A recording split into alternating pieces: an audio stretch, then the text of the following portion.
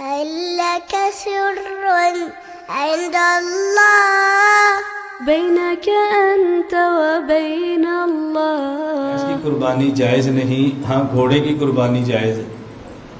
اور جب وہ کہیں گے نا گھوڑے کی قربانی جائز ہے، آپ نے کہنا استغفر اللہ لا حول ولا قوت الا باللہ. اچھا یہ بتاؤ کہ استغفر اللہ یہ کسی دلیل کا جواب ہے؟ لا حول ولا قوت الا باللہ کسی دلیل کا جواب ہے؟ ہم استغفر اللہ کہہ کے اپنی جان چھڑا لیتے ہیں. بھئی جان تو نہیں چھوڑتی. ایک بندہ آپ کو دلیل پیش کر رہا ہے تو آپ اس کی دلیل کا جواب دو. استغفر اللہ تو بعد میں پڑھو، پہلے جواب تو دو. توجہ رکھنا. کتاب کا نام کیا؟ صحیح بخاری. میں اس لیے کبھی کبھی اپنے حضرات سے عرض کیا کرتا ہوں کہ بخاری شریف کا ختم کرائیں، مجھے اس پہ کوئی کلام نہیں ہے، لیکن ختم بخاری کے موقع پر یہ بات سمجھانا ضروری ہے کہ بخاری شریف میں جو احادیث ہیں وہ ہمارے متعلقہ ہیں، اور فلاں فلاں حدیث سے امت کو دھوکہ لگا ہے. اس کا جواب یہ ہے، اگر ہم نے ختم بخاری پر یہ چیزیں نہ سمجھائیں تو اہمیت بخاری کی ہم منوا لیں گے اور پھر بخاری کا غلط استعمال کوئی اور کر دے گا. بخاری کی اہمیت بھی بتائیں، اور جب ہمارے خلاف استعمال ہو تو پھر یہ سمجھائیں کہ بخاری شریف ہمارے خلاف نہیں ہے. اور مجھے یقین کرے تعجب ہوتا ہے، ختم بخاری کے موقع پر اگر بخاری کے مسائل چھیڑ دیں تو لوگ کہتے ہیں اس کی کیا ضرورت تھی. میں نے کہا یار بخاری پڑھی سے آ رہی ہے، ضرورت کیوں نہیں ہے؟ ضرورت تو ہے. تو جو لوگ کہتے ہیں کہ گھوڑے کی قربانی جائز ہے، دلیل میں بخاری شریف حدیث سنیں. اسما بنت ابی بکر، ابو بکر صدیق رضی اللہ تعالی عنہ کی صاحبزادی، وہ فرماتی ہیں نحرنا علی عہد النبی صلی اللہ علیہ وسلم فرسا فاکلناہ، ہم نے حضور پاک کے دور میں گھوڑے ذبح کر کے کھائے. کہتے ہیں دیکھو ابو بکر صدیق کی بیٹی ہے، بخاری کی روایت ہے، گھوڑا ذبح کر کے کھایا جا رہا ہے، آپ کیسے کہتے ہیں گھوڑے قربانی جائز نہیں ہے؟ ہم نے کہا بات سمجھنا، ایک ہے گھوڑے کو ذبح کر کے کھانا اور ایک ہے گھوڑے کو ذبح کر کے قربانی دینا. گھوڑے کو ذبح کر کے کھانا اور ہے اور گھوڑے کی قربانی دینا اور ہے. یہاں ان نے فرمایا نحرنا. کیا فرمایا؟ نحرنا. اب یہ نحرنا کا معنی کیا ہے؟ نسکنا یا نحرنا کا معنی ہے ذبحنا؟ یہاں کیا فرمایا؟ نحرنا. نحرنا کا معنی ہوتا ہے کہ ہم نے ذبح کیا. اب نحرنا کا لفظ قربانی کے لیے بھی آتا ہے کہ انا آتیناک الکوثر فصلی لربک ونحر. ونحر کا معنی قربانی ہے اور ونحر کا معنی وذبح ذبح بھی ہے. اب یہاں جو نحرنا ہے اس کا معنی ذبحنا ہے، ذبح کیا تھا، یہ اس کا معنی نسکنا ہے کہ قربانی کی تھی. اس کے لیے اور روایتیں دیکھیں. بخاری شریف میں روایت موجود ہے، یہ بھی صحیح بخاری میں ہے.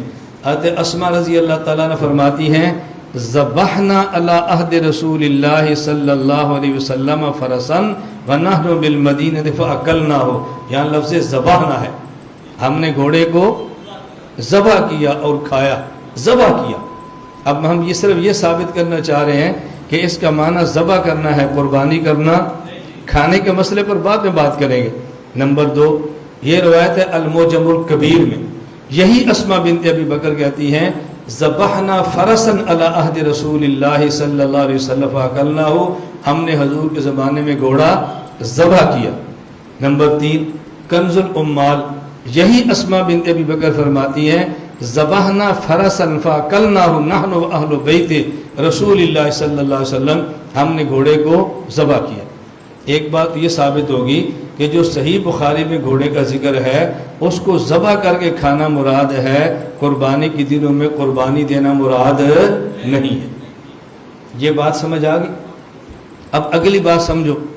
یہ ذہن میں آئے گا کہ بھئی گھوڑے کی قربانی تو نہیں لیکن شاید کھانا جائز ہو. ہم نے قربانی پر بھی بات کرنی ہے، کھانے پر بھی. ہم کہتے ہیں جب گھوڑے کو ذبح کر کے کھانا جائز نہیں ہے تو گھوڑے کی قربانی دینا کیسے جائز ہوگی؟ پہلے یہ دلائل سماعت فرما لیں کہ گھوڑے کو ذبح کر کے کھانا جائز نہیں. اس حدیث کا پھر جواب بھی دیں گے چونکہ بظاہر ہمارے خلاف ہے. پہلے دلائل سماعت فرمائیں. حضرت امام ابو حنیفہ رحمۃ اللہ علیہ فرماتے ہیں قرآن کریم میں والخیل والبغال والحمیر لترکبوها وزینا، گھوڑے، خچر اور گدھے یہ ہم نے تمہیں دیے ہیں کیوں؟ تاکہ اس پر سواری کرو نمبر 2 اس کے ساتھ تمہاری زیب و زینت ہوگی۔ اب یہ نعمت کے موقع بتا رہے ہیں، اور سب سے بڑی نعمت کھانا ہے، اس کے بعد سواری ہے۔ سب سے اعلیٰ نعمت کھانا چھوڑ کے سواری ذکر کرنے اس بات کی دلیل ہے کہ گھوڑا، خچر اور گدھا یہ کھانے کے لیے نہیں ہے بلکہ سواری کے لیے۔ اور یہ دلیل صرف امام صاحب کی نہیں ہے، یہی استدلال حضرت ابن عباس رضی اللہ تعالیٰ عنہما کی بھی ہے، اور وہ بھی فرماتے کہ گھوڑے کا کھانا مکروہ اور ناجائز ہے۔ نمبر 2 یہ روایت سنن ابی داؤد میں ہے، حضرت خالد بن ولید رضی اللہ تعالیٰ عنہ فرماتے ہیں ان رسول اللہ صلی اللہ علیہ وسلم نہا ان اکل لحوم الخیل والبغال والحمیر، اللہ کے نبی نے گھوڑے، گدھے اور خچر کو کھانے سے منع فرمایا ہے۔ نمبر 3 المعجم الاوسط للطبرانی میں جابر بن عبداللہ سے روایت موجود ہے کہ خیبر کا موقع تھا، بھوک لگی تھی، ہم نے گھوڑے ذبح کیے، ہنڈیوں میں ڈال دیے، ہنڈیاں بھر گئیں۔ اللہ کے نبی کو پتہ لگا تو آپ نے اعلان فرمایا ہنڈیوں کو الٹ دو، ہنڈیوں کو الٹ دو۔ حضور نے منع فرمایا کہ اس گھوڑے اور گدھے کا کھانا جائز نہیں ہے۔ اللہ کے نبی نے پکا پکایا گوشت ضائع کروا دیا تھا۔ اب اس سے معلوم ہوا کہ کھانا جائز نہیں ہے۔ تو جب گھوڑے کا کھانا جائز نہیں ہے تو گھوڑے کو قربانی کر کے ذبح کرنا کیسے جائز ہوگا؟